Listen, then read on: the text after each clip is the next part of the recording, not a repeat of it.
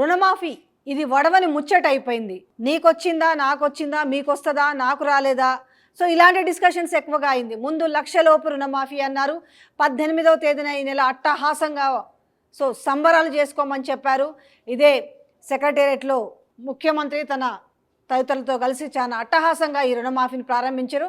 ఈ లక్షలోపు రుణమాఫీకి ఎంతమందికి వచ్చిందనే విషయాన్ని నాకు కామెంట్ రూపంలో కూడా తెలియజేయచ్చు. వీళ్ళు పెట్టిన బడ్జెట్ ఏంది? లక్షలోపు రుణాలకు గాను 6,098 కోట్లు మాత్రమే కేటాయించారు. ఏది మొదటి విడత ఒకేసారి. అంటే ఇప్పుడు తెచ్చుకుంటే ఇంత, మీరు వెళ్ళి ఇమ్మీడియట్లీ తెచ్చుకోండి, మీకు డిసెంబర్ 9 రుణమాఫీ అనేసి చెప్పిందే చెప్పి చెవుల్లో ఊదరగొట్టారు. సో ప్రతి ఒక్కరు కూడా పాపం పోయి నిజంగానే 2 లక్షల రుణమాఫీ వస్తుంది కదా అనేసి ఎగాదిగా సాధ్యమైనంత వరకు పాత రుణాలు రెన్యువల్ చేసుకొని కొత్త రుణాలు తెచ్చుకున్నారు. కాకపోతే కండిషన్స్ ఉంటాయన్న విషయం మాత్రం పాపం వాళ్ళకి తెలియదు. సో ఇదే అదునుగా చూసుకొని లక్షలోపు రుణమాఫీలకు దాదాపుగా 19 కోట్ల వేల అవసరమైతే వీళ్ళు పెట్టింది రైతు బంధు పైసల్లో నుంచి కూడా కోత పెట్టేసి రైతు బంధు ఇవ్వాలన్నా కూడా 7,700 కోట్లు అవసరమైతే జస్ట్ ఫస్ట్ విడత రుణమాఫీకి కేటాయించింది ఎంత అంటే 6,098 కోట్లు. ఒక్కొక్కరు గోసం అసలు ఎందుకు రాలేదో తెలుసోలేదు, మాఫీ అవుతుందో లేదో తెలియదు. సో ఇప్పుడిక రేపు మళ్ళీ అట్టహాసంగా 2వ విడత ప్రారంభించబోతున్నాడు మన తెలంగాణ ముఖ్యమంత్రి రేవంత్ రెడ్డి. రేపు మధ్యాహ్నం మళ్ళీ 2 గంటలకు ప్రెస్ కాన్ఫరెన్సు. సో ఏం చక్క అయిపోయింది. లక్ష రూపు ప్రపంచంలో ఎవ్వరూ చేయలేదు, మేమే చేసినామని చెప్తున్నారు. రెండోది వార్తలు కూడా అట్లాగే ప్రసారం చేసుకుంటున్నారు. ఇక్కడనే కాదు నేషనల్ మీడియాలో కూడా వాళ్ళు మంచిగా ప్రచారం చేసుకుంటున్నారు, ఎవరు కూడా చేయలేదు అనేసి. అంటే ఏకంగా వీళ్ళు చేసింది ఫస్ట్ విడత లక్షలోపు రుణమాఫీ అయితే మేము 2 లక్షల రుణమాఫీ చేసినామని ప్రచారం చేసుకుంటున్నారు. సరే అది వేరు విషయం. లక్షలోపు ఎంతమందికి వచ్చిందో రాలేదో మీకే తెలుసు, నా కామెంట్ రూపంలో కూడా తెలియజేయండి. ఇక రెండోది వచ్చి రేపటి నుంచి ఈ 1,50,000 లోపు ఎవరికైతే ఉన్నాయో వాళ్ళకి రేపు రుణమాఫీ జరుగుతుంది. But conditions apply. మరి మీరు చెప్పారు కదా మాకు జరుగుతలేదని వచ్చి వాళ్ళు కూడా చెప్పేది ఏంటంటే ఎన్ని కండిషన్స్ ఉన్నాయనేది ఇవాళ ఊర్లలో బ్యాంకుల దగ్గరకు పోయి తిప్పలు పడుతున్న వాళ్ళకి తెలుసు.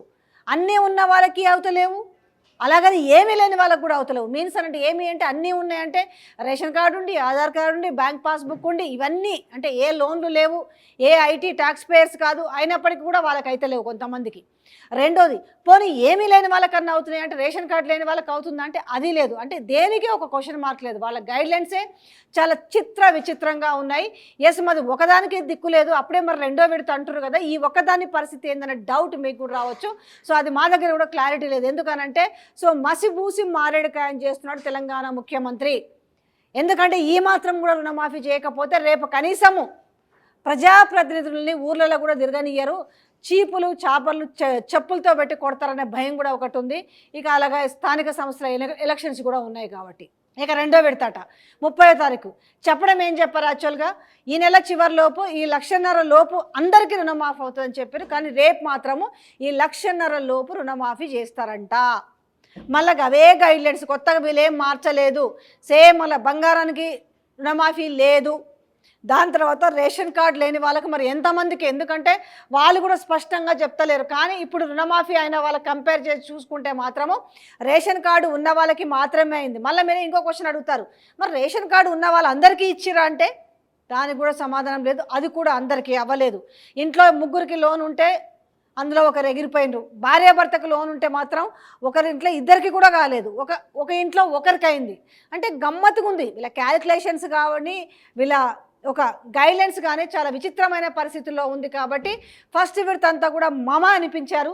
మరి 2వ విడతలో మమ అనిపిస్తారా లేకపోతే ఇంకా మరి హీనంగా ఉంటుందా ఈ ఫస్ట్ విడత కంటే కూడా? ఇక 3వ విడత సంగతి అయితే దేవుడికెరుగా. ఈ పరిస్థితులలో రుణమాఫీ విషయంలో నాకు తెలిసి ఈ 3వ విడతకు వచ్చేసరికి మరి ఆయన అమెరికాకు పోతున్నాడట. అమెరికాకు పోవడానికి రుణమాఫీకి సంబంధం లేదు. కానీ మళ్ళీ సీఎం రావాలి కదా, ఇట్లా ప్రెస్ మీట్ పెట్టి మళ్ళీ అనౌన్స్ చేసి ఇవ్వాలి. కాబట్టి 3వ విడత సంగతి ఎప్పుడున్నో తెలియదు. ఈ ఫస్ట్ విడతకు వచ్చేసరికి అయితే ఈ రకంగా ఉంది. కానీ ఏ వార్తలు చూసినా కూడా ఫస్ట్ విడత రుణమాఫీ పూర్తి, అందరికీ రుణమాఫీ అయింది, 1,00,000 లోపు అయిపోయిందంట.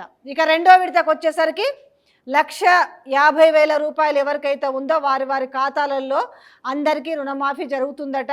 సో మీరు వెయ్యి మరి అకౌంట్లలో మళ్ళీ చెక్ చేసుకోండి. 1,00,000 రూపాయలు వచ్చిన వాళ్ళంటే మీరు ఆల్రెడీ చేసుకుంటారు. కానీ బ్యాంక్ వాళ్ళు కూడా ఒకటే చెప్తున్నారు, ఏంటంటే పోయి అడిగితే మేము వస్తే దాచిపెట్టుకుంటామా, మేము చెప్తున్నాం కదా మీకు రాలేదనేసి.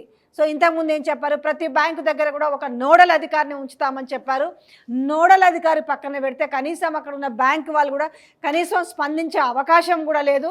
సో ఇప్పుడు ఏమైందంటే బ్యాంకులో కూడా ప్రెజర్ పెరుగుతుంది. 1,00,000 లోపు అంటే మన వరకు కాస్త కూల్గా జరిగింది. ఇప్పుడు ఈ 1,50,000 కూడా అయ్యేసరికి ఏమవుతుందంటే ఈ ₹1,00,000 రాని వాళ్ళు మళ్ళీ ఆసక్తిగా ఎదురు చూస్తారు. ఫస్ట్ విడత కాలేదు కాబట్టి మాకు సెకండ్ విడత జరుగుతుందేమోననేసి. సో ఇటు ఫస్ట్ విడత రాని వాళ్ళు, ఇప్పుడు సెకండ్ విడత రాని వాళ్ళ సంగతి అయ్యేసరికి ఇప్పుడు మెంబర్ సంఖ్య కూడా పెరుగుతుంది.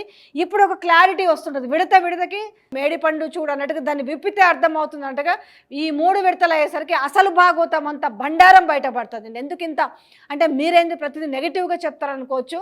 వచ్చిన వాళ్ళని పక్కన పెడితే రుణ మాఫీ కాని వాళ్ళ సంగతి, వాళ్ళ బాధ ఏ రకంగా ఉంటుంది అనేది వాళ్ళకే తెలుసు. వీళ్ళకి ఎందుకు వచ్చింది, నాకు ఎందుకు రాలేదు, ఈ కంపారిజన్స్ కూడా ఇప్పుడు ఎక్కువైనాయి. అంటే బ్యాంకులో పోవడం, లేదంటే పక్కింటికి పోయడం, ఎదురింటికి పోయడం, మరి నీకైంది కదా మాకెందుకు కాలేదనడము. సో ఇప్పుడు మళ్ళీ కూడా PM కిసాన్కి సంబంధించిన దాన్ని కూడా లింకప్ చేసే ఉంది. కొంతమంది రేషన్ కార్డులు ఉన్న వాళ్ళకి ఇచ్చిరు. ఇలా రకరకాలుగా 99% అయితే ఈ 1,00,000 లోపు రుణమాఫీ అయితే రేషన్ కార్డు లేకుండానైతే ఎవ్వరికి రాని పక్షం కనిపిస్తుంది. రేషన్ కార్డు లేకుండా నిజంగా ఎవరికైనా వస్తే మా కమెంట్ రూపంలో తెలియజేయండి. అవసరమైతే మీ ఫోన్ నెంబర్ కూడా ఇవ్వండి. రేపు నేను మిమ్మల్ని ఫోన్లో కాంటాక్ట్ అవుతాను. నాకు ఎవరు కూడా కాంగ్రెస్ కార్యకర్తలు మాత్రం దయచేసి కామెంట్లు పెట్టద్దు, రాకుండా నాకు వచ్చిందని. వస్తే స్క్రీన్ షాట్ చేసి పెట్టండి. రేషన్ కార్డు లేకున్నా కూడా నాకు వచ్చింది మాఫీ అయితే అప్పుడు మాత్రం నమ్ముతాము. అనవసరంగా మధ్యలోకి వచ్చి దాంట్లో దూరి అనవసరంగా డిస్టర్బ్ చేయొద్దు. ఎందుకంటే ఇది ఎవరికైతే రీచ్ అవ్వాలో, నిజంగానే రాని వాళ్ళు చాలా పరిశాన్ అవుతుంటారు. ఆ పరిశాన్ అయ్యే వాళ్ళకి ఏదైనా ఒక మార్గం చూపించే విధంగా ఉండాలి. అసలు రాని వాళ్ళు ఎక్కడికి వెళ్ళాలి, అగ్రికల్చర్ ఆఫీస్ దగ్గరికి వెళ్ళాలా, బ్యాంక్ మేనేజర్ దగ్గరికి వెళ్ళాలా, గ్రామశాఖ అధికారి దగ్గరికి వెళ్ళాలా, ఎమ్మెల్యే దగ్గరికి వెళ్ళాలా, తర్వాత MRO దగ్గరికి వెళ్ళాలా, వాళ్ళకి సొల్యూషన్ చూపించే విధంగా తప్ప వాళ్ళని కన్ఫ్యూజన్లో మరింత నెట్టిపోయే విధంగా అయితే ఉండకూడదు.